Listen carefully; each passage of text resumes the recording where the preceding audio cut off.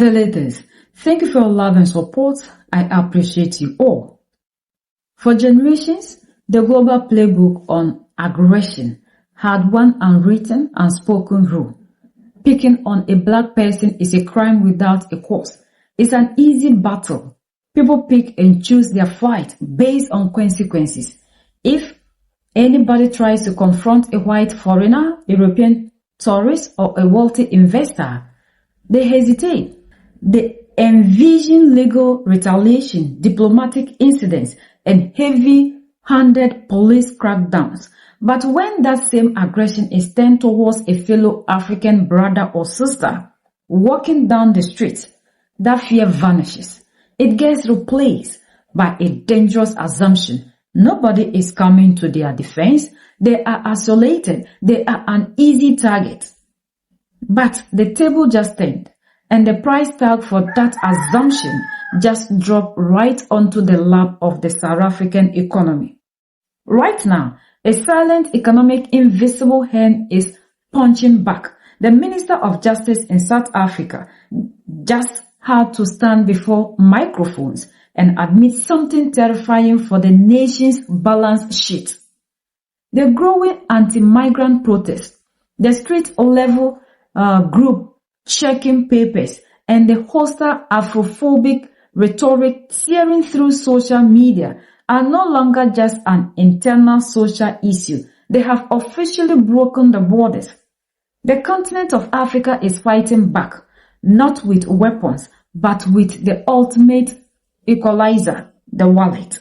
Look at the front lines of African culture. South African music and its top-tier artists have dominated the global and continental nightlife for years. But behind closed doors, the panic alarms are blaring. The Ministry of Justice revealed that South African artists are watching their continental tour date vanish overnight. One major female artist recently reached out directly to government officials in absolute despair. Every single one of her upcoming gigs across the continent has been summarily cancelled. Promoters from West, East, and Central are sending a unified silent message. If our people aren't safe or respected on your streets, your stars will not cash checks on our stages. We are raising the issues that we are raising. The brand, it is hurting. We can't lie about it. The backlash, and that's why part of the work that we are doing as government as well through DECO is engagement with businesses abroad, South African companies abroad. Minister Lamula has met with them, and we're providing services, support services and consular services for those businesses on the continent and outside the continent, so that where they face a backlash, where they face difficulties, there would be. One of the areas that we would have to look at as well, that has come to my attention as well, it's our artists. Majority of South African artists perform on the continent, and many of them are seeing their gigs being cancelled. So that's another impact of the work, because they benefit quite a lot. They perform on live performance events and everything. So they are receiving a thing. We've not been able to work together. So we'll definitely work together with arts and culture to understand the impact for them to get. But one artist did reach out to me to say all her gigs were cancelled on the continent. She was meant. This is an income lost by a South African. This is the South African Justice Minister telling us how the tension in South Africa is affecting South African businesses overseas. And even their own artists are not left out. Their gigs are being cancelled. You know, this is what happens when people act without thinking. Because sometimes in the process of trying to hurt others, we hurt ourselves even more. And most of them are still in denial. Most of them are still in denial. Just look at what is happening at the World Cup. We can't lie about it. The backlash, and that's why part of the work that we are doing as government as well through DECO is engagement with businesses abroad, South African companies abroad.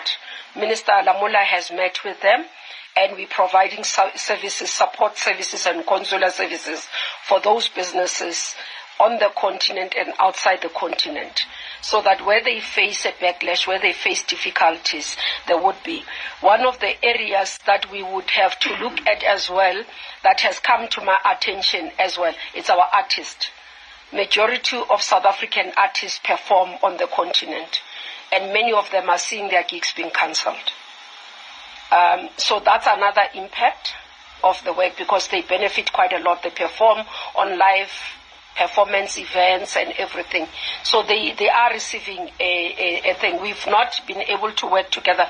So we'll definitely work together with arts and culture to understand the impact for them to get. But one artist did reach out to me to say all her gigs were cancelled on the continent. She was meant. This is an income lost by a South African. So this whole time when March for March and Operation Dudula was screaming, go back to your country, we don't want you, we don't want your resources, you're here to steal our jobs, you're here, all of that time. The South African celebrities that were quiet, it turns out you needed African money, it turns out you need African support. Oh my goodness, who would have thought? So all of this time, you were quiet. You didn't come out to say, South Africans, this is messed up. You could have said, South Africans, this is messed up. You didn't even have to mean it. You could have just lied and come out and say, South Africans, this is messed up. We don't want you to do this when batong. We know pig food, we're pig food, but we have to act. No. You did it. What the fuck were y'all thinking was going to happen? Y'all were going to do all of this shit and then you were going to come to Zimbabwe and do your...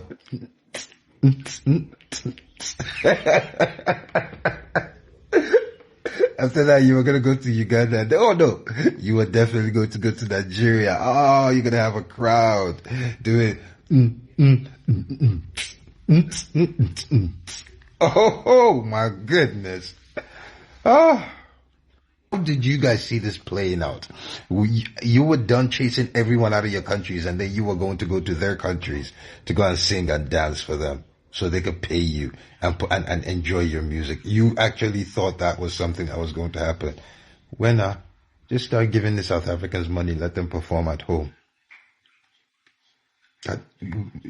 Your artist came out, one of your people came out and said, you need to cancel Zimbabwean artists because South African talent needs to flourish. Let it flourish at home. This is your opportunity for it to flourish. Why are you going out flourishing? You stay in your country and develop your own music industry. And it goes far deeper than music. This isn't about an artist losing a performance fee. It is about corporate survival. South African telegiants, supermarkets, and financial institutions are deeply integrated into the infrastructure of neighboring nations. Now, those same multinational corporations are frantically knocking on doors of the Department of International Relations and Corporations. They are begging for urgent consular support and diplomatic cover because the economic backlash on the ground across Africa is becoming unbearable. Think about the math of hatred when an anti-black xenophobic movement gains traction. Its leaders scream on cell phones that they are saving the country or fixing the economy in 12 months. But the reality is hitting our brothers and sisters in South Africa. Majority of the people on the streets don't understand that what is happening right now is going to affect their economy. The same economy that they are preaching that they want to protect is the same economy that is hitting or crashing right in front of their eyes by their own actions. The problem is Africans are always easy to go. They know very well that they can never touch their own people, because when they do, laws will come after them. Like Julius Malema said, they don't fear us, the black people, but they fear because they know they can never dare touch them. And that is why Africans are the easy target that they are going after. But the economy you are trying to fix is crashing. Your people are feeling it. You were doing that thinking that South Africans are developing by themselves. And that was why you said it's because we are there. That's why the economy in South Africa isn't progressing. And the money you are supposed to be getting, like 1 million rand, 1 million rand, one of them said that if all foreigners should leave and they are to share the GDP or whatever of South Africa, they are going to be getting every year 1 million rand. So they thought that chasing other people out is going to help them save their economy. But even your own people are feeling the heat. We saw the massive support that they gave to Mexico when South Africa was playing. Before we think of chasing after one another, you should know that we all depend on one another for survival. So as long as we all depend on ourselves, you cannot say that one is your problem. South Africa is feeling the heat. And I hope those doing the march and march understand. When this thing started, I said it, the South Africans are going to put their own economy in pain. And at the end of the day, the same people that are crying are the same ones that will feel the heat when all the foreigners are gone. When did you start this march and march? But it's affecting everybody. There was somebody who asked the goalkeeper when he came out with the message that Africans, we are one people, we need to support ourselves. They asked where he was when this march and march was going on. Why didn't they talk to their people that we need ourselves? We will never get the black unity we are talking about if we continue to see our brothers as the easy target. So for that matter, we need to go after them. You will feel the heat. And now it's no longer like before.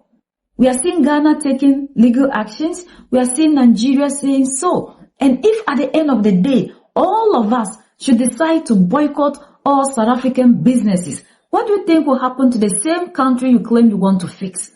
You are not the only people generating the revenue in South Africa to make the South African economy grow. South Africa economy depends heavily. Look at the amount of money your companies are making out of other countries in Africa. Before you sit down to think that it's your country and you are making it and your resources are for you, and for that matter they must be used to benefit you, and the money that you have in South Africa must stay in South Africa. If we all think the same way, your companies will come back home and your economy will crash because you have your companies everywhere. The revenue that they make help your economy to grow. So you need to reconscientize your mentality and stop thinking that blacks are easy to go when the blacks are not your problem. Even your former president Themba Mbeki made it clear that if you are looking for the people responsible for your economic crisis, you should come to him. He will give you names. Look at the pain you are causing to other people. You are feeling the heat already. Your companies are crying. Your artists are crying. Everybody is feeling the heat right now just because of your action. That should tell you that you alone cannot make South Africa what it is. We are the only ones that can set ourselves free. United we stand, divided we fall. And united we keep standing forever and ever. The greatest enemy of the African is mental slavery. So let's colonize ourselves from mental slavery. Let's keep sharing to educate our brothers and sisters. Together we'll make Africa great for ourselves and the next generations that are going to come. So that's the latest around the world in Africa, Southern Africa, and in South Africa.